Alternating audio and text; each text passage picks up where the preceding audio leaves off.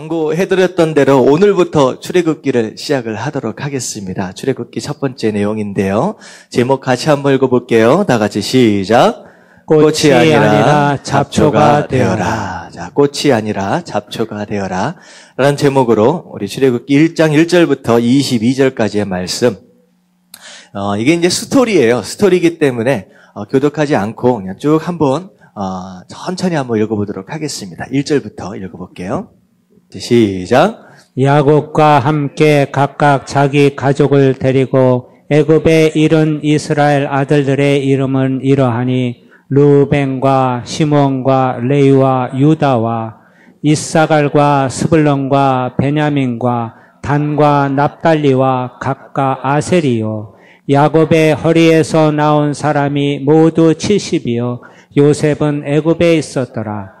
요셉과 그의 모든 형제와 그 시대의 사람은 다 죽었고 이스라엘 자손은 생육하고 불어나 번성하고 매우 강하여 온 땅에 가득하게 되었더라. 요셉을 알지 못하는 새 왕이 일어나 애굽을 다스리더니 그가 그 백성에게 이르되 이 백성 이스라엘 자손이 우리보다 많고 강하도다. 자, 우리가 그들에게 대하여 지혜롭게 하자. 두렵건대 그들이 더 많게 되면 전쟁이 일어날 때 우리 대적과 합하여 우리와 싸우고 이 땅에서 나갈까 하노라 하고 감독들을 그들 위에 세우고 그들에게 무거운 짐을 지워 괴롭게 하여 그들에게 바로를 위하여 국고성 비돔과 람셋을 건축하게 하니라. 그러나 학대를 받을수록 더욱 번성하여 퍼져나가니 애굽 사람이 이스라엘 자손으로 말미암아 근심하여 이스라엘 자손에게 이를 엄하게 시켜 어려운 노동으로 그들의 생활을 괴롭게 하니 곧 흙 이기기와 벽돌 굽기와 농사의 여러 가지 일이라. 그 시키는 일이 모두 엄하였더라. 애굽 왕이 히브리 산파 십브라라 하는 사람과 부하라 하는 사람에게 말하여 이르되 너희는 히브리 여인을 위하여 해산을 도울 때 그 자리를 살펴서 아들이거든 그를 죽이고 딸이거든 살려두라. 그러나 산파들이 하나님을 두려워하여 애굽 왕의 명령을 어기고 남자 아기들을 살린지라. 애굽 왕이 산파를 불러 그들에게 이르되 너희가 어찌하여 이같이 남자 아기들을 살렸느냐? 산파가 바로에게 대답하되 히브리 여인은 애굽 여인과 같이 아니하고 건장하여 산파가 그들에게 이르기 전에 해산하여더이다 하매 하나님이 그 산파들에게 은혜를 베푸시니 그 백성은 번성하고 매우 강해지니라. 그 산파들은 하나님을 경외하였으므로 하나님이 그들의 집안을 흥왕하게 하신지라. 그러므로 바로가 그의 모든 백성에게 명령하여 이르되 아들이 태어나가던 너희는 그를 나일강에 던지고 딸이거든 살려두라 하였더라. 아멘. 자, 출애굽기는 이제 어떻게 보면 이스라엘 나라가 어떻게 이제 형성되었는지 이제 거기에 대한 내용인데 사실은 하나님 나라에 대한 내용입니다. 하나님의 나라가 어떻게 시작되어지고 또 어떻게 세워져 가고 어떻게 견고해져 가느냐 광야의 과정을 통하여 이제 우리가 출애굽기를 통하여 하나님 나라를 우리가 배우게 될 텐데요. 이제 왜 하나님 나라가 중요하냐라고 하는 거 여러분 우리가 인식해야 될 부분이 있어요. 어떻게 보면 우리가 하나님을 만나기 전에 구원받기 전의 삶과 구원받은 이후의 삶 굉장히 커다란 변화가 있을 수 있을 것 같아요. 근데 가장 큰 변화가 있다라고 한다면 무엇에 대한 변화냐? 방향에 대한 변화예요. 구원받기 전에 우리가 달려가고 있던 방향과 구원받은 이후에 달려가고 있는 방향 자체가 아예 근원서부터 다르다라고 하는 것입니다. 그래서 제가 이제 정의를 내려보면 이제 표현입니다. 구원받기 전의 삶이 장막 중심의 삶이었다라고 한다면 장막이라고 하는 건 내 집이에요, 내 집. 그러니까 구원받기 전의 삶은요.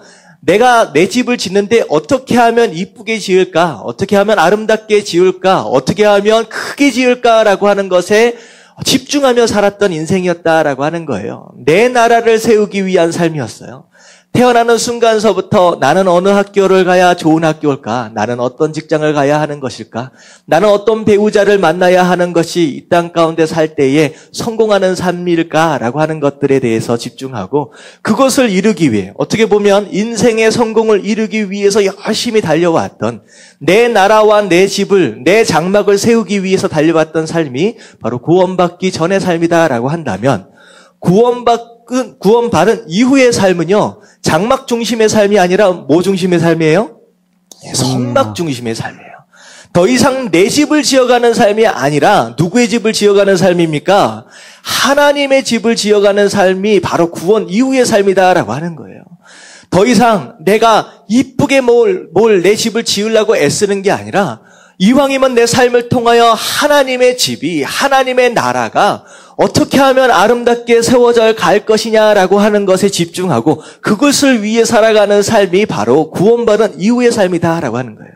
왜 그러냐면요, 우리의 생각이 바뀌는 거예요.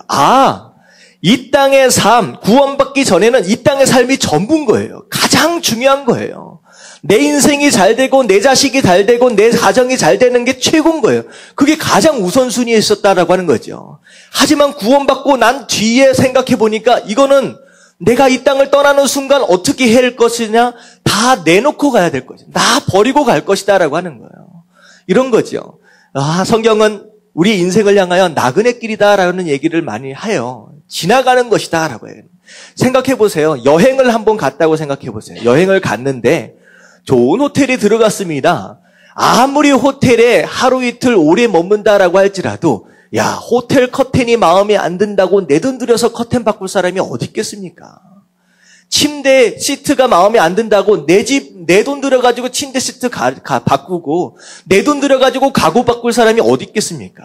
그냥 불편한 대로 그냥 사는 거예요. 왜? 호텔은 살 곳이 아니라 지나가는 곳이기 때문에, 머물 곳이 아니라 지나쳐가는 곳이기 때문에. 구원받고 나서 하나님 만나고 나니까 이 세상은 내가 머물 장소가 아니라 어떤 장소라는 거예요? 내가 지나쳐갈 장소라는 거예요. 잠깐 있다가 갈 곳이구나라고 하는 걸 깨달아지니까 내가 투자하고 내가 집중해야 될 삶이 여기가 아니라 어디라는 거예요? 하나님 나라다라고 하는 게 깨달아지는 거예요. 그래서 이제는 여기에 투자하는 것이 아니라 정말로 영원한 하나님의 나라, 그 나라를 위해서 내가 투자하게 해야 되겠다라고 생각되어지는 것이 어떻게 보면 구원받은 이후에 가장 큰 변화가 아니겠느냐라는 생각이 들어집니다. 그래서 여러분 한번 물어봐야 될 것 같아요. 여러분 이미 구원받은 분은 아멘 하십시다. 아멘. 할렐루야. 아멘. 여러분 정말로 구원을 받았다라고 한다면 지나쳐가는 이 세상 장막에 투자하지 마시고요. 내 나라 건설해 보려고 애쓰지 마시고 영원한 나라 하나님 나라를 세우기 위해 투자하시고요. 정말로 성막 중심적인 바로 그런 삶을 사는 것이 온전한 성도의 삶인 걸 여러분들 깨달을 수 있게 되길 주님의 이름으로 축원합니다. 아멘. 그래서 우리 삶은 내 나라가 아니라 하나님 나라를 세워가는 것에 우리가 이제는 투자하고 그것을 위해 살아가는 사람들이다라고 하는 거예요. 그런 면에 있어서 하나님 나라, 결국은 우리나라가 아니라 내 나라가 아니라 하나님 나라를 세우기 위해서는 하나님 나라의 특성을 알아야 된다는 거예요. 뭐가 다르냐라는 거예요. 이 나라, 내 나라가 아니라 내 나라와 다른 하나님 나라는 도대체 뭐가 다르냐라고 하는 거. 그래서 오늘 말씀을 통하여서는 출애굽기를 전체적으로 통하여서 하나님 나라의 특성이 무엇이고 이 하나님 나라가 내 삶을 통하여 세워져 가기 위해서 우리가 어떤 준비와 어떤 노력들을 해야 하는지를 배울 수 있는 좋은 기회가 되면 좋을 것 같습니다. 그래서 여러분들 주일마다 오실 때마다 사모하는 마음으로 하나님, 내 삶을 통하여 하나님 나라가 세워지게 하시고 이 나라를 통하여 하나님 영광 받아 주시옵소서. 여러분 그런 마음으로 예배에 참석하시고 그렇게 살아갈 수 있는 저와 여러분들 되시길 주님의 이름으로 축원합니다. 아멘. 자, 스토리를 좀 말씀을 드릴게요. 그리고 제가 출애굽기 강해를 하면서 여러 가지 사진들을 제가 좀 보여드릴 겁니다. 이제 사진들을 보여드리는 이유가 무엇이냐? 일반적으로 우리가 이제 세상의 학문을 익히다 보면요, 과학이나 읽히다 보면 마치 성경 안에 등장하고 있는 많은 인물들과 스토리들이 지어낸 얘기처럼 이렇게 어떻게 이야기처럼 들려질 수 있다는 거예요. 옛날 이야기처럼. 근데 실제로 성경 안에 있는 특별히 그 출애굽기에 등장하고 있는 인물들과 사람들 그리고 사건들이 역사적으로 실제로 증명되어지고 실제로 역사적인 사건이다라고 하는 것을 제가 중간중간 좀 보여드리기 위해서 사진들을 제가 간간히 좀 보여드릴 겁니다. 그리고 나중에 보면 도대체 홍해가 어떻게 갈라져서 어떻게 그 길을 건넜을까? 여러분들 제가 사진을 보여드릴게요. 어디가 홍해였고 그리고 그 홍해를 건널 수 있었던 그 상황 자체가 어떤 상황이었는지, 그리고 이스라엘 백성들이 출애굽하는 과정 가운데서 이스라엘 백성들이 지나갔던 흔적들이 있어요. 그게 실제로 남아 있어요. 우리가 알고 있는 그런 장소가 아니라 다른 장소에 지금 남아 있는데 세상 이슬람권이요, 이 진실이 밝혀지는 것들을 두려워하는 가운데 이것을 지금 그 장소를 철조망을 쳐놓고서 전부 다 경비를 세워놓고 아무도 못 들어가게 다 이게 막아놓고 있습니다. 왜냐하면 거길 딱 들어가면 모세가 제단을 쌓았던 그런 부분이나 실제로 바위 틈에서 물이 쏟아져 나왔던 그런 모습이 실제로 그 돌이요 있어요. 근데 이게 실제로 드러나지 않도록 하기 위해서 철조망을 다 세워놓고 아예 못 들어가게 만들어놨습니다. 군사 지역으로 만들어놨어요. 그리고 이 시내산 위에 하나님이 이 모세가 하나님을 만날 때 시내산이 불로 덮였었거든요. 불로 덮였었던 그 흔적들이 시내산이 까맣게 타 있는 그런 모습들이 다 있습니다. 근데 이것도 실제로 아무도 못 들어가게 하기 위해서 그 위에 미사일 기지들을 막 설치를 해가지고 이슬람권이 그것을 드러내지 못하도록 막고 있어요. 근데 거기에 대한 내용들과 흔적들을요, 제가 사진들을 좀 보여드리면서 그랬었구나라고 하는 것들을 여러분들이 실제적인 사건이다라고 하는 것들을 조금 볼 수 있는 그런 내용들을 제가 그림을 통하여 좀 살펴보도록 하겠습니다. 자, 그래서 첫 번째 우리가 보면요, 스토리가 이제 출애굽기의 스토리는 이렇게 시작돼요. 요셉이 애굽의 총리가 되었어요. 총리가 된 이 요셉과 더불어서 야곱의 가족들이요, 애굽으로 이민해서 쭉 들어왔다라고 하는 거예요. 그래가지고 몇 명이 들어왔습니까? 오늘 말씀을 보면 70명의 가족들이 한꺼번에 이주해서 들어왔습니다. 그래서 첫 번째 사진을 이렇게 띄워주시면요, 지도가 나오죠. 자, 오른쪽에 중간 정도를 보면 빨간 화살표와 검정색 화살표가 시작되는 부분이 있어요. 이렇게 잘 안 보이실 것 같은데 헤브론이라고 하는 지역입니다. 이 헤브론이라고 하는 지역은 야곱의 가족들이 대체적으로 살고 있었던 지역이에요. 자, 빨간 선은요, 위쪽으로 이렇게 올라가요. 그건 뭐냐면 요셉이 아버지의 심부름으로 그 형제들이 어떻게 하고 있느냐, 어떻게 양을 치고 있느냐 보기 위해서 이제 올라갔던 이제 그 루트예요. 그래서 쭉 올라가다 보면 저 위에서 밑으로 딱 꺾어지는 부분이 있죠. 보이세요? 도단. 네, 도단에서 딱 꺾어지는 부분이 있죠. 자, 거기에서 어떤 사건이 벌어지냐? 요셉의 형제들로부터 요셉이 어떻게 돼요? 팔려가게 되는 장면이에요. 그래서 쭉 꺾어져가지고 쭉 내려가서 어느 땅으로 들어옵니까? 애굽이라고 하는 땅으로 들어오게 됩니다. 그래서 보디발 장군에게 팔려지게 되는 장면이에요. 그래서 빨간 선은요, 요셉이 이동하게 되는 이제 여정이라고 생각을 하시면 됩니다. 그리고 까만 선, 헤브론서부터 쭉 내려와가지고 밑에 부엘세바가 나와요. 자, 그래서 애굽으로 이주해서 들어가기 바로 직전에 부엘세바에서 하나님께 예배를 드렸던 그 장소고요. 그리고 쭉 내려와서 어느 지역으로 들어갑니까? 애굽에서 특별히 어느 지역으로 들어가요? 고센이라고 하는 지역. 보이시죠? 왼쪽 밑에. 자, 그 밑에 고센이라고 하는 지역으로 이주해서 들어가게 됩니다. 자, 그래서 실제로 정말로 이스라엘 사람들이 애굽에 이주해서 들어갔느냐, 안 들어갔느냐라고 하는 것이 이게 살펴보는 가운데 애굽에서 이집트에서 비석을 발견을 했어요. 이제 비석을 발견한 것을 보니까 이제 비석에 보면 제가 이스라엘 제가 읽을 수는 없지만 이게 까맣게 칠해져 있는 이 부분이 있잖아요. 그게 이스라엘 가족이 이집트로 이주해서 들어왔다라고 하는 것에 대한 그 문서가 실제로 비석에 세워져 있다라고 합니다. 자, 그리고 나서 이제 벽화를 보면 이게 이제 일반적으로 이제 야곱의 가족들이다라고 추정되어지는 벽화예요. 이스라엘 사람들과 애굽 사람들은 인종 자체가 다릅니다. 달라가지고 옷 입는 것도 달라요. 이런 모습으로 애굽 사람들은 옷을 입지 않습니다. 애굽 사람들은 벽화를 보면 위의 상체는 대부분 벗고 있어요. 남자들 같은 경우에 굉장히 더운 지방이기 때문에. 근데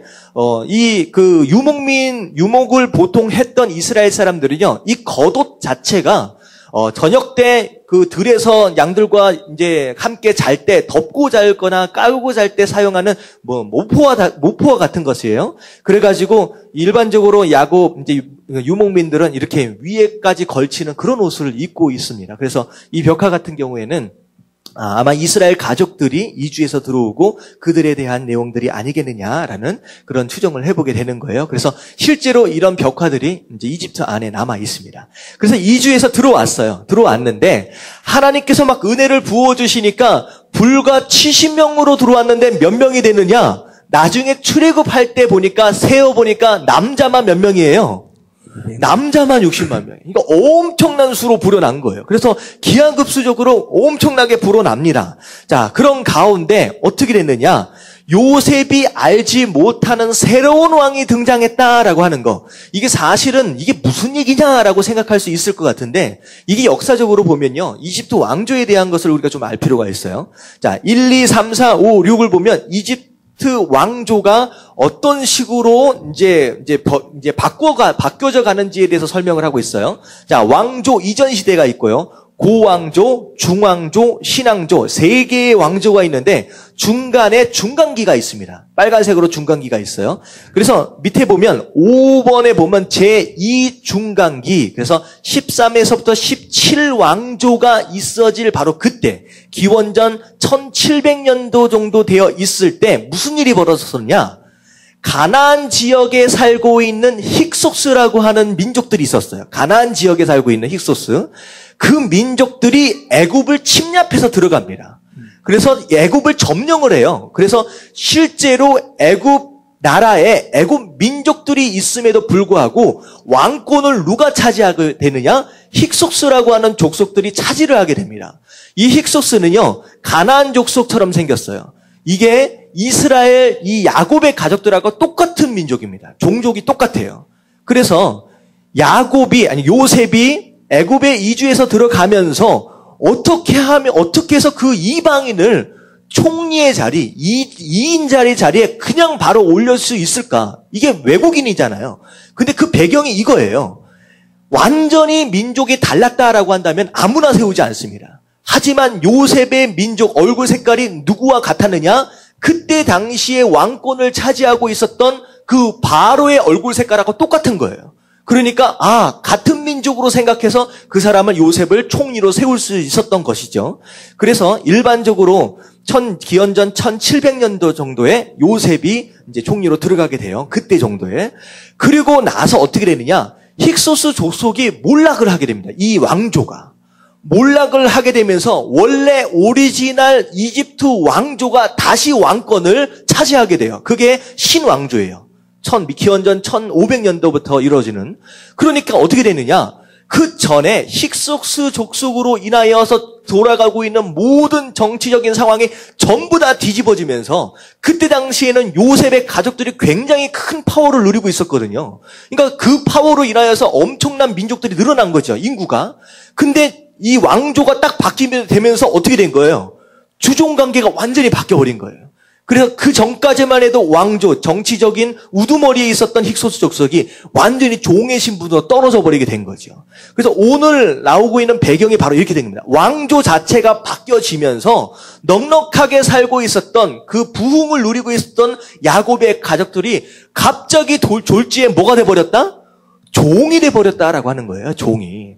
자, 그래서 종이 되어버립니다. 그래서 오늘 말씀을 보면 이 종들을 어떻게 하느냐?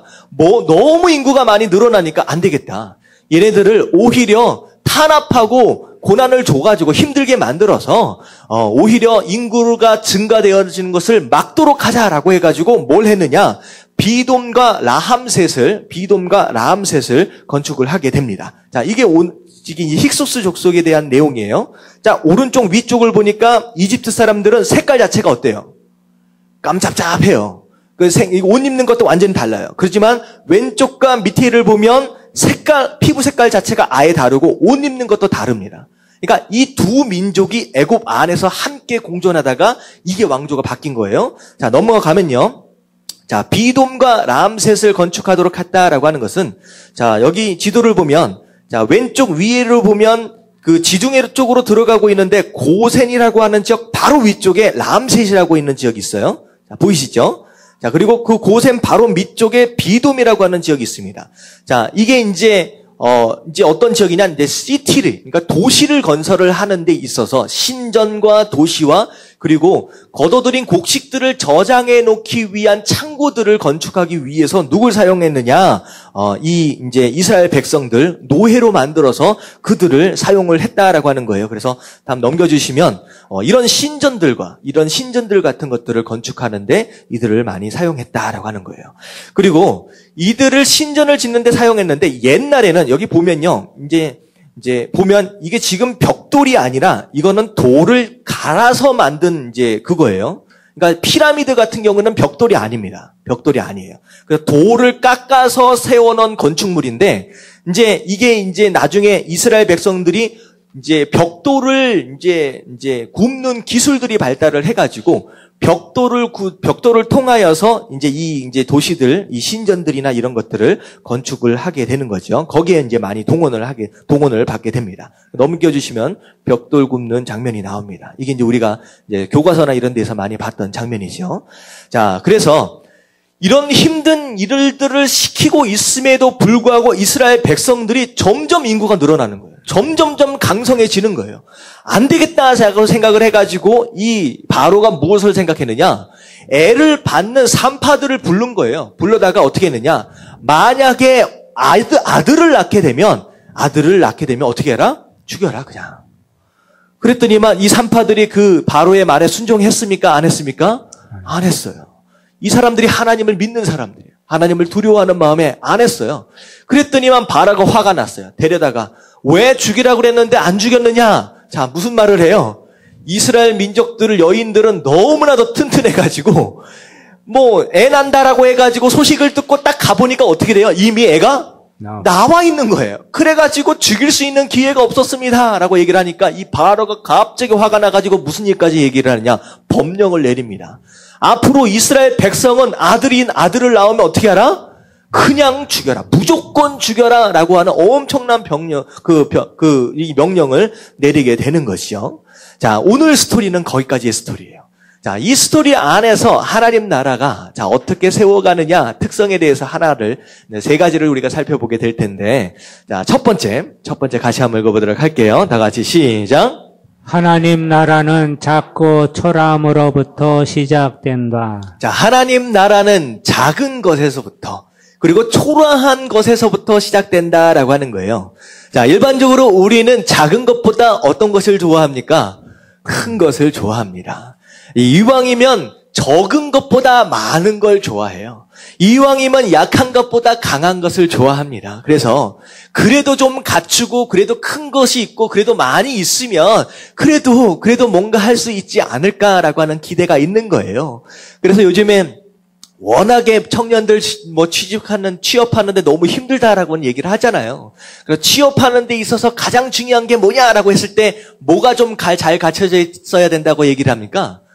소위 말하는 스펙을 잘 갖춰야 된다라고 얘기를 해요. 그래서 이왕이면 좋은 학교 가는 게 좋은 것 같고, 이왕이면 공부도 잘 해가지고 대학교뿐만 아니라 대학원, 이왕이면 박사학위까지 조금 학력도 좀 더 있으면 좋을 것 같고, 이왕이면 경험도 좀 많으면 좀 좋을 것 같고, 이왕이면 외국어를 할 수 있다라고 한다면 다양한 외국어를 좀 구사하면 너무나도 좋을 것 같고, 이왕이면 많은 자격증이 있으면 좋을 것 같고, 그러니까 결국은 우리가 살아가는 인생 안에서의 삶은요, 기준은 뭐냐면 뭐든지 큰 거, 뭐든지 많은 것이 있으면 좋을 것이다라는 그런 기대가 있다라고 하는 거예요. 근데요, 오늘 말씀을 보니까 하나님 나라가 세워짐에 있어서 지금 몇 명서부터 시작된 거예요? 불과 70명에서부터 시작된다는 거예요. 불과 야곱이라고 하는 한 가정에서부터 시작되었다라고 하는 거예요. 어떻게 보면 하나님의 생각과 우리의 생각이 정말로 다를 수 있다는 거예요. 고작 이 한 가정 가지고, 고작 이 70명 가지고 뭘 하겠느냐라고 생각할 수 있을 것 같은데, 아니라는 거예요. 그 70명 가지고 결국은 무슨 어떤 인구로 만들어 버리셨느냐? 나중에 나올 때는 남자만 60만 명이에요. 그리고 이 어린아이들까지 다 합하니까 200만 명이 넘는 그런 인구로 만드신다라고 하는 거예요. 우리는 여기에서 우리의 생각을 좀 바꿀 필요가 있어요. 우리 삶 가운데 뭔가를 이룬다라고 했을 때 하나님 그래도 이 정도는 내가 가지고 있어야지요. 하나님 이왕이면 이 정도는 내가 있어야지요 라고 하는 그런 마음이 있다라고 하는 거예요. 그래서 그래요. 하나님 제가 이왕이면 헌금할 바에야 이왕이면 많이 드리고 싶은데 하나님 이왕 제가 100만 원 벌고 있는데 이왕 1000만 원 벌게 해주시면 많이 드리겠습니다 라고 얘기를 한다라고 하는 거예요. 근데 하나님은요 거기에 속지 않으십니다. 하나님은 그런 날이 아니에요. 더 뭔가를 많이 이룬 다음에 뭔가를 많이 가진 다음에 그것 가지고 뭐 하려고 하지 말고 지금 네가 가진 것이 무엇인지를 보고 네가 지금 누리고 있는 것이 무엇인지를 보고 그것으로 하나님을 섬기고 그것으로 하나님께 드릴 수 있어야 된다라고 얘기를 하는 거예요. 여러분 생각해 보세요. 다윗이 골리앗과 나갈 때 자, 뭐 가지고 나갔어요? 새로운 무기를 달라고 하지 않았어요. 오히려 사울 왕이 다윗에게 자기가 가지고 있는 갑옷과 명품이거든요. 왕이 입고 다니는 것인데 자기가 쓰고 있는 칼을 주는데 오히려 다윗은 거부합니다. 불편하니까. 다윗은 골리앗을 쳐부실 때 어떻게 했느냐? 자기가 지금까지 가지고 있던 거, 하나님께서 지금까지 누리도록 하신 거, 사용하도록 하셨던 그 작은 물맷돌을 가지고 나가서 골리앗을 쳐부셨다라고 하는 거. 모세도 마찬가지예요. 하나님 모세에게 이스라엘 민족을 인도해라라고 했을 때 어디에 가서 무엇인가를 가지고 오라고 하지 않았어요. 네 손에 들려진 것이 무엇이냐라고 묻는 거예요. 뭐가 들려있어요 그거? 40년 동안 양똥 치우고 염소똥 치웠던 냄새나는 땀 냄새나는 그 지팡이였다는 거예요. 여러분들 잘 생각해야 돼요. 하나님 나는 지금 이 정도밖에 되지 않기 때문에 하나님 나는 이것밖에 안 가지고 있기 때문에 아직은 아닌 것 같습니다 라고 얘기하지 마시고 여러분들 하나님이 부르시는 그 순간 네가 내 나라다 라고 부르시는 순간 여러분들이 지금 가지고 있는 거 누리고 있는 거 사용해 왔던 것을 점검하신 가운데 그것을 사용하실 수 있는 저와 여러분들 되시길 주님의 이름으로 축원합니다. 아멘. 자꾸 뭐 달라 그런다는 거예요. 하나님 아니라는 거예요. 불과 몇 명 되지 않는 이 70명 가지고 하나님 나라를 세우시는 그분의 역사하심을 볼 때에 여러분들의 부족함으로 인하여 연약함으로 인하여 하나님 앞에 떼쓸 필요 없다라고 하는 거예요. 그래서 그런 거예요. 내가 작다, 내가 부족하다라고 하는 것 자체가 문제가 아니에요. 내가 덜 가지고 있다라고 하는 것 자체가 문제가 아니라 내가 작아서 내가 가진 것이 없기 때문에 할 수 없다라고 하는 내 생각 자체가 문제라는 거예요. 여러분들 이 생각을 버리십시오. 이 생각이 버려져야 하나님께서 여러분들을 사용하실 수 있는 줄로 믿습니다. 아멘. 작은 것에서부터 시작되는 거예요. 작은 것에서부터. 그래서 예수님께서는요, 하나님 나라에 대해서 비유하실 때 씨앗을 두고 비유하십니다. 씨앗은요, 사실상 거의 죽은 거예요. 말라 비틀어져 버린 거잖아요. 아무것도 아닌 것 같은데 이것에 하나님 나라를 비유하시는 거예요. 천국을 비유하시는 거예요. 네가 보기에 아무것도 아닌 것 같으냐? 네가 보기에 정말 죽어버린 것 같이 보여지지만 아니라는 거예요. 그 씨앗을 통하여 내가 생명을 거두게 될 것이다 라고 하는 거. 여러분들 나 자신의 연약함이 있어요. 나 자신의 부족함이 있어요. 그것으로 인하여 나는 안 돼 주저앉아 있지 마시고 오히려 그것으로 인하여 하나님을 더 의지하시고 기도함으로 인하여서 정말로 씨앗이 나무가 내는 역사, 70명이 200만이 되는 그 하나님 나라의 역사를 여러분의 삶을 통하여 경험하실 수 있는 저와 여러분들 되시길 주님의 이름으로 축원합니다. 아멘. 아멘. 하나님께서는 그런 방식으로 일하신다라고 하는 거예요. 근데 이게 왜 중요하느냐? 이 고린도전서 1장 27절 말씀을 우리가 한번 살펴보면요. 다 같이 한번 읽어볼게요. 다 같이 시작. 그러나 하나님께서 세상에 미련한 것들을 택하사 지혜 있는 자들을 부끄럽게 하려 하시고 세상에 약한 것들을 택하사 강한 것들을 부끄럽게 하려 하시며 하나님께서 의도적으로 미련하고 약한 사람들을 찾아가신다는 거예요. 그러니까 하나님이 나를 부르실 때 하나님 나 이거 없어서 안 되겠는데요 라고 변명하지 마십시오. 하나님께서 그게 없는지 내게 없는지 하나님은 이미 알고 계신다? 모르신다? 이미 알고 계신다는 거예요. 이미 알고 계시는 가운데 의도적으로 미련하고 연약한 자들을 하나님이 찾아가신다는 거예요. 왜냐하면 우리를 사용하시는 것으로 인하여 누구를 부끄럽게 하신다? 스스로 지혜 있다라고 하는 사람들을 부끄럽게 하신다는 거예요. 스스로 강하다라고 생각하는 사람들을 부끄럽게 하시기 위해서 그렇게 의도적으로 우리를 찾아오신다라고 하는 거예요. 근데 여기서 우리가 질문이 생겨요. 왜 지혜롭고 스스로 가진 것 같고 스스로 강하다라고 생각하는 사람들은 찾아가시지 않으실까? 왜 그 사람들에게 하나님이 찾아가시면 이왕이면 부자가 하나님 믿고 전도하면 얼마나 큰 영향력을 미치겠습니까? 이왕이면 정치적으로 그 큰 권세를 누리고 있는 사람들을 하나님이 사용하시면 얼마나 영향력을 미치겠습니까? 근데 그 사람들에게 하나님 의도적으로 찾아가시지 않는다라는 거예요. 왜 그러시느냐? 이유는 하나예요. 관심이 없어요. 여러분들 넉넉해지면요. 내 나라 세우기 바쁘지요. 하나님 나라 관심 없습니다. 이게 맞아요. 생각해 보세요. 여러분 배부르고 등 따시면 어떻게 되는지 아십니까? 내 것 챙기기 바쁩니다. 내 나라 세우기 바빠요. 하나님 나라 관심 없어지는 거예요. 그러니까 이런 내용이에요. 이게 제가 LA 있을 때 제가 청년과 함께 상담을 하면서 그런 얘기를 했어요. 이 청년이요. 건축학을 공부를 하고 있어요. 건축학을. 이 건축학을 막 공부를 하고 있는데 어느 날 저를 찾아와서 고민을 털어놓는 거예요. 요즘에는 하도 불경기라서 건축 이 업계 자체가 불황이다는 거예요. 그래서 자기가 졸업해서 나가면 도대체 어떻게 해야 할지 막막하다는 그런 얘기를 하는 거예요. 그러면서 제가 고민을 한참 듣다가 제가 그 얘기를 물어봤어요. 네가 어쩌다가 건축을 공부를 하게 됐냐? 제가 물어보니까 그 얘기를 하는 거예요. 제가 언젠가 단기 선교를 갔는데 정말로 못 사는 데를 갔어요. 그런데 정말로 예배 처소 자체가 없어가지고 나무 밑에서 예배를 드리는 거예요. 너무 마음이 아프더래요. 그리고 집을 가니까 진짜 이게 집인지 정말로 제대로 서 있기도 힘드는데 정말로 한 2평도 안 되는 그런 집 안에서 한 7, 8명이 살더래요. 근데 그 바로 옆에 밥을 짓고요. 조금만 나가면 화장실이 있는 거예요. 도대체 이게 사람이 사는 집인가 생각될 때 너무 마음이 아프더래요.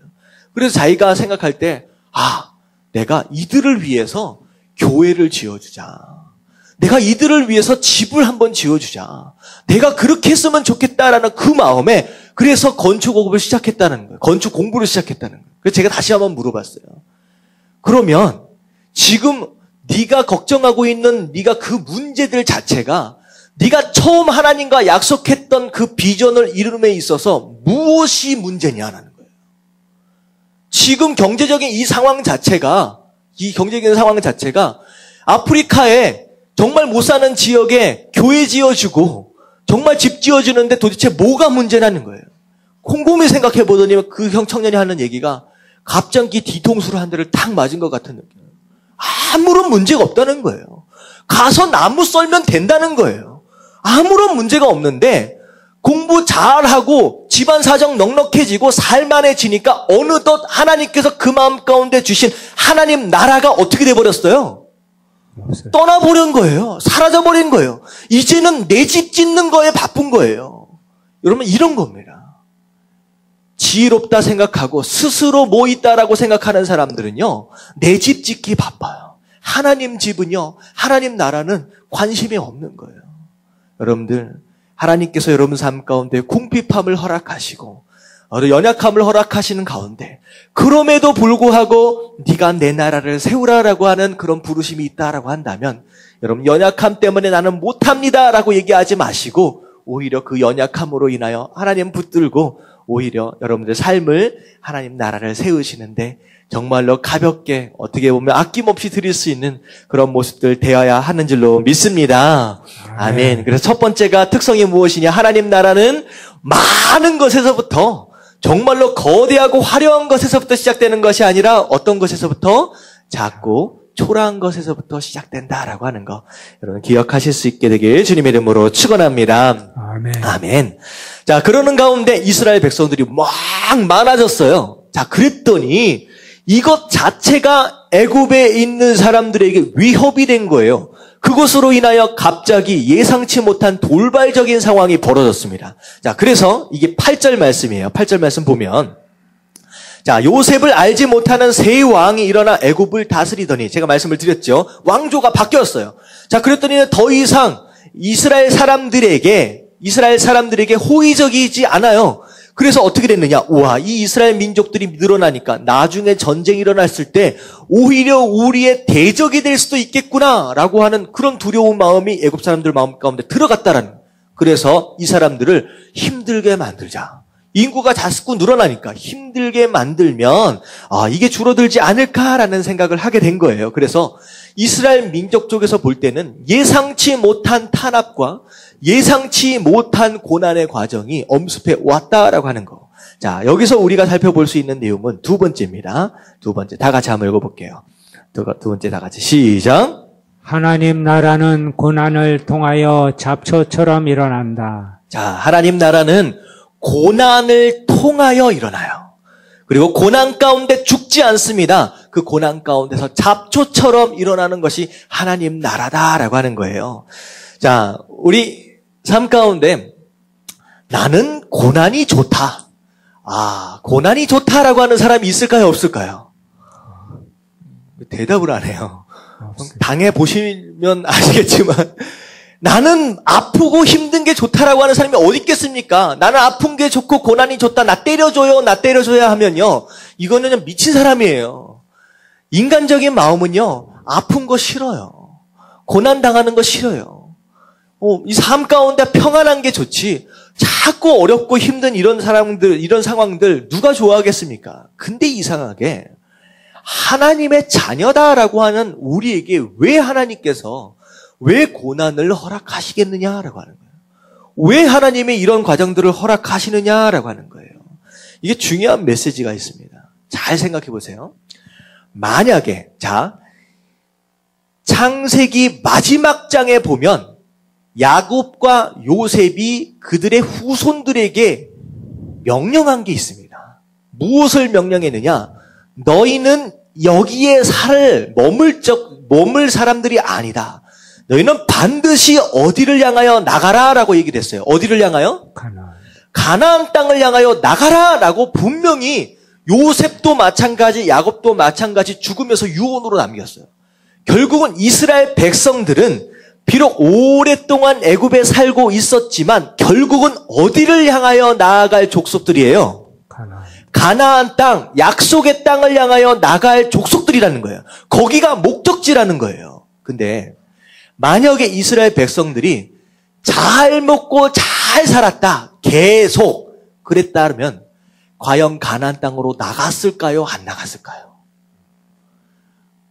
대답이 없어요. 안 나가요. 질문이 이해가 안 가요. 어려워요? 나갔을까요? 안 나갔을까요? 안 나가요. 미쳤다고 나갑니까? 이스라엘 백성들 상황 가운데 고난이 없다라고 한다면 절대 안 나갑니다. 절대 안 나갑니다. 아이가 엄마 뱃속에 있었다가 나오는 이유가 있어요. 왜 나오는지 아세요? 엄마 뱃속이 9개월 될 때까지만 해도 편안해요.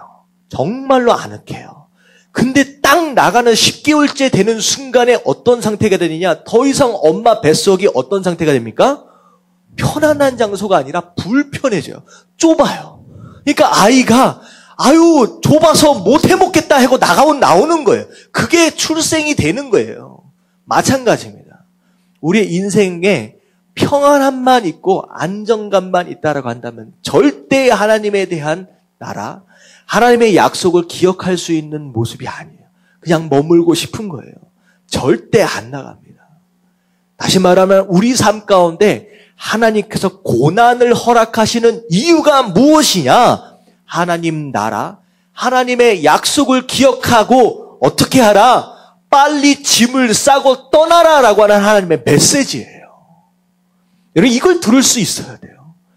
계속 내 삶 가운데 하나님이 고난을 주시는데 엄마 뱃속에서 계속 엄마 배가 좁아지는데 계속 붙들고서 그 배 안에서 안 나가려고 그러면 그 안에서 죽는 거예요. 이스라엘 백성도 마찬가지입니다. 종살이하면서 심지어는 내가 낳은 아들을 죽여야 하는 그런 상황까지 하나님 몰아가시는 이유가 있어요. 처절한 상황까지 몰아가시는 이유가 있어요. 이제는 네가 그 자리에 일어서라는 거예요. 자리를 떠나야 할 때가 왔다라고 하는 거예요. 여러분 삶 가운데 내가 견딜 수 없고 정말로 기도할 수밖에 없는 그런 상황을 여러분들 만나고 있다라고 한다면 여러분들 빨리 일어서시길 주님의 이름으로 축원합니다. 아멘. 일어서야 할 때라는 거예요. 이제는 하나님 나라에 관심을 가지고 나에게 처음 허락하셨던 약속이 무엇인지 비전이 무엇인지를 보고 이제는 내 삶을 옮겨야 할 때가 왔다라고 하는 거예요. 이 메시지가 안 들리면요, 이 고난의 과정은 계속 지속되어질 수밖에 없다라고 하는 것입니다. 대표적인 예가 이거예요. 여러분 이스라엘 백성들이 나중에 구약 성서가 끝나갈 때 정도 되면 나중에 포로로 다 끌려가잖아요. 바벨론으로 70년 동안 포로로 끌려갑니다. 포로로 끌려가고 있었을 때 포로라고 하는 것은 종살이한 게 아니에요.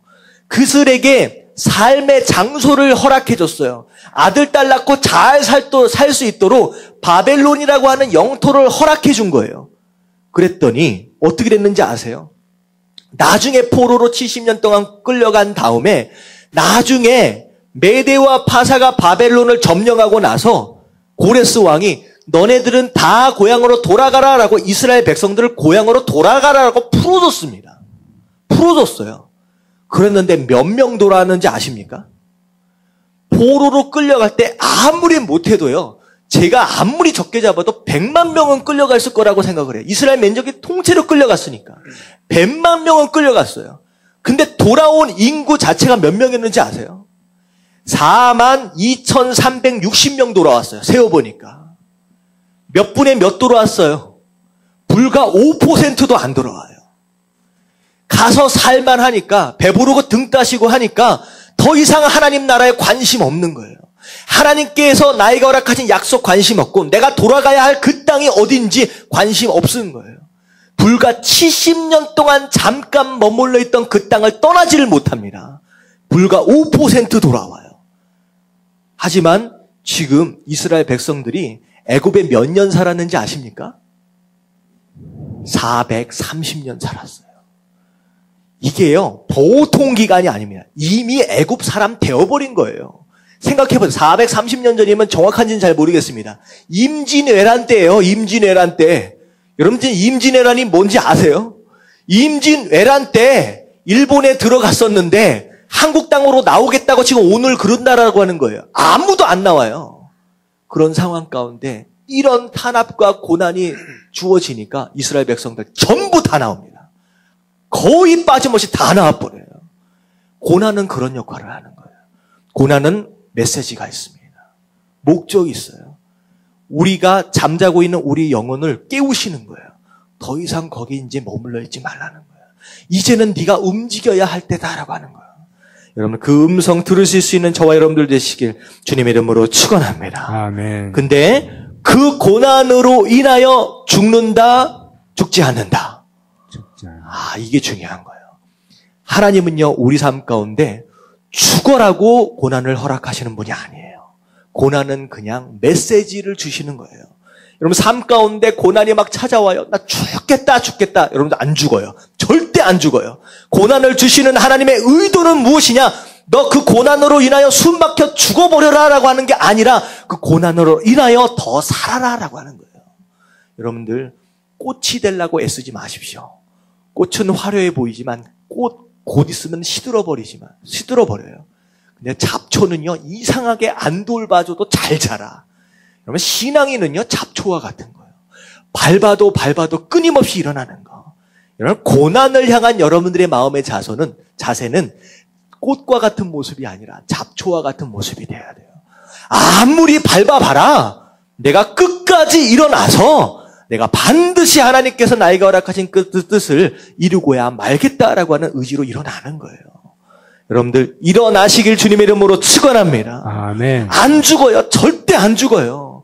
하나님께서 허락하신 그 고난의 뜻을 깨달으실 수 있는 저와 여러분들 되시길 주님의 이름으로 축원합니다. 아멘. 아멘. 자, 그래서 두 번째가 무엇이었습니까? 하나님 나라는 고난을 통하여 시작됩니다. 그리고 잡초처럼 일어나는 거예요. 밟아도 끊어지지 않는, 죽지 않는 그런 모습으로 일어나는 것이 바로 우리의 삶이 되어야 한다라고 하는 거 기억하실 수 있게 되길 주님의 이름으로 축원합니다. 아멘. 아멘. 자, 마지막으로 세 번째 같이 한번 읽어볼게요. 다 같이 시작. 하나님 나라는 바로의 명령에 순종하지 않는다. 자, 산파를 불렀습니다. 어떻게 하라? 아들을 낳으면 죽여라. 자, 이 산파가 이 왕의 명령에 순종했습니까? 불순종했습니까? 불순종했어요. 성도는요, 하나님의 나라는요, 세상의 명령에 순종하는 사람들이 아니에요. 이 사람들이 그 명령에 순종하지 않은 이유가 뭐라고 얘기하고 있느냐? 하나님을 두려워했기 때문에 그 명령에 순종할 수 없었다라고 하는 거예요. 어떻게 보면 살다 보면요, 우리가 사회생활 하다 보면 세상이 주는 명령이 있습니다. 어쩔 수 없이 살아남기 위해서 복종할 수밖에 없는 그런 명령들이 있어요. 여러분들 거기에 타협하지 마십시오. 타협하지 마십시오. 오늘날 교회가 많이 힘을 잃어가고 있어요. 왜 그러냐면요, 타협하기 때문에. 적당히 어울려 살기 때문에 힘을 잃어가고 있는, 거룩함의 능력을 잃어가고 있다라고 하는 거예요. 여기서 우리가 깨어 있어야 될 부분이 있다라는 거예요. 세상은 우리의 삶을 향하여 끊임없이 명령합니다. 이것도 해라, 저것도 해라. 하지만 내 마음 가운데 있는 성령 하나님은요, 그것에 순종하지 않길 원하신다라고 하는 거. 이 산파가요, 순종하지 않았어요. 끝까지 하나님께서 원하시는 것을 택했다라고 하는 거. 그래서 산파가 죽었습니까? 어떻게 됐습니까? 자, 어떻게 됐어요? 흥했어. 오히려 어떻게 보면 20절 말씀 볼게요. 18절부터 20절 말씀 보면요. 20절 말씀만 같이 한번 읽어보도록 하겠습니다. 다 같이 시작. 하나님이 그 산파들에게 은혜를 베푸시니 그 백성은 번성하고 매우 강해지니라. 오히려 목숨을 걸고 하나님을 의지했더니만, 하나님의 명령에 순종했더니만 오히려 하나님께서 은혜를 주셔서 어떻게 됐어요? 오히려 복을 받았다라고 하는 거예요. 이게 우리가 살아가는 방식입니다. 이 두 집사님이 계셨는데요. 이 두 집사님은 이제 같이 사업을 하시는 분이에요. 근데 사업을 하다 보니까 이제 뭐 아시겠지요? 이게 이상하게 술자리들이 이렇게 많아. 그리고 사업하다 보면요, 그 사람들 이게 거래하고 있는 분들을 이렇게 하기 위해서 술자리나 심지어는 무슨 성접대나 이런 거, 이게 더러운 그런 모습들이 너무나도 많은 거예요. 그래서 이 두 집사님이 두 집사님 고민을 한 거예요. 와, 이게 쉽지가 않구나. 근데 그 중에 한 분이 에이, 모르겠다. 일단은 성공하고 보자라고 하는 마음에 그냥 세상 사람들처럼 그렇게 다 대접하고 다 접대하면서 그렇게 했대요. 그랬더니 어떻게 됐느냐? 정말로 성공을 하더라는 거예요. 근데 한 분은요, 마음 가운데 아닌 것 같아요. 이렇게 해서는 안 되겠는데 라고 하는 가운데, 나는 하나님의 방식대로 산다. 자, 어떻게 됐을 것 같아요? 여러분들 첫 번째 선택한 사람들은 진짜 저 사람은요, 정말로 빨리빨리 성장해서 정말로 회사가 크게 부흥해버렸어요. 근데 이 사람은요, 너무 힘든 거야. 이 사람에 비해서 10분의 1 정도밖에 안 돼. 근데 이 회사는 조금씩 차근차근 밟아 올라가는 거예요. 근데요, 제가 결과는 어떻게 될지 몰라요. 지금 진행형 중에 있는 상황입니다. 이 사람은 어떻게 되는 거냐? 이 회사가 망했다, 안 망했다 그런 얘기가 아니라 결국은 어떻게 됐느냐? 이 사람은 무슨 생각을 했느냐? 내가 잠깐 좀 양보하고 나중에 성공한 다음에 내가 돌아오겠다라고 했는데 이 사람 돌아오고 있느냐? 아니요. 어느덧 수요 예배, 금요 예배, 예배를 빼먹기 하더니만 이제는 주일날 골프 치느라고 같이 사업하는 사람들하고 골프 치고 등산 가느라고 바빠서 예배도 아무도 못 지켜요. 결국은 못 돌아오는 거예요. 하지만 이 사람은 지켜야 할 자기 자질을 끝까지 지킴으로 인하여서 비록 큰 성공은 지금은 이루고 있지는 않지만 자기가 있는 그 자리에서 하나님이 기뻐하시는 삶을 끝까지 살고 있다라고 하는 거예요.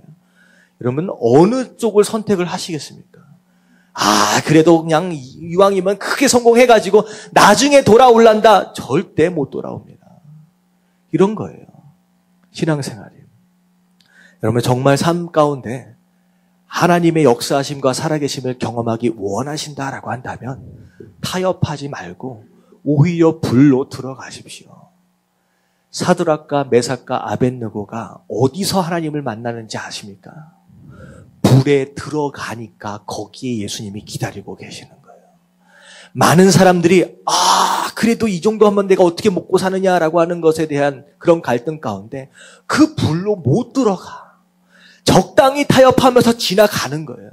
그러니까 평생 신앙생활을 해도 단 한 번도 하나님의 역사하심을 경험하지 못하고 사는. 하지만 그냥 각오를 하고 그 불로 들어가 보십시오. 그러면 그 안에 예수님이 기다리고 계시는 거예요.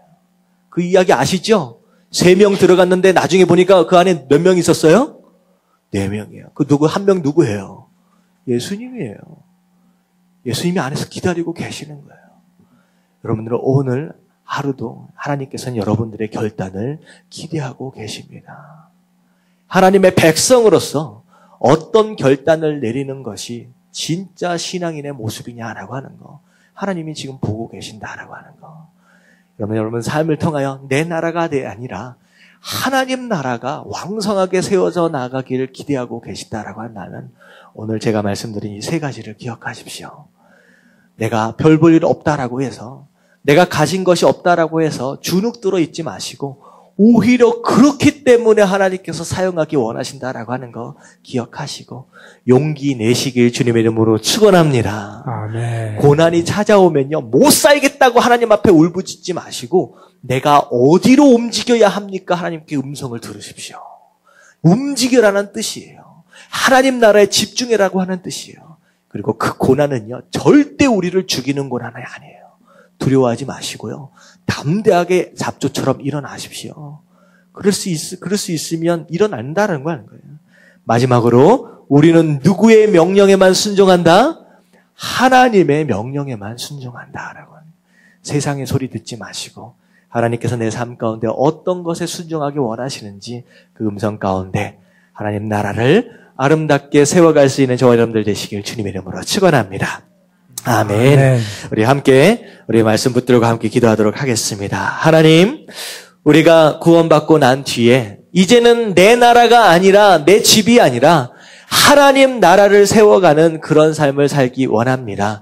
나의 연약함 바라보지 않게 하시고 고난 가운데 주저앉지 않게 하시고 하나님 명령에 순종하며 잡초처럼 일어날 수 있는 그런 사람들 될 수 있도록 해달라고 우리 다 같이 주님 한번 부르짖고 통성으로 기도합니다. 시작. 주님 할렐루야. 하나님